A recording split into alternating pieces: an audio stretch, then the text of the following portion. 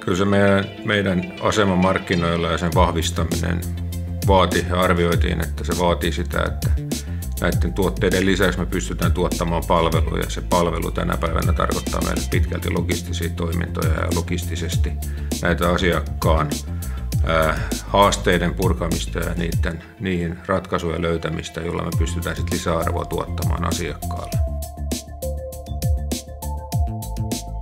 Logicor toimi aktiivisesti kyllä sen tilojen löytämisen edistämiseksi ja toi esiin vaihtoehtoja ja vaihtoehtoisia ratkaisuja. Ja ehkä mikä oli tärkeintä, niin oli se, että löytyi halu näiden tilojen muuntamiseksi seinien ja rakenteiden osaltaan muuttamiseksi meidän tarpeita vastaavaksi. Se oli se avainasia.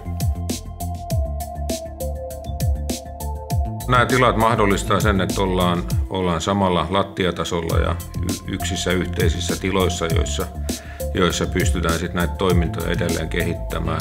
Konttoritilat on toimivat.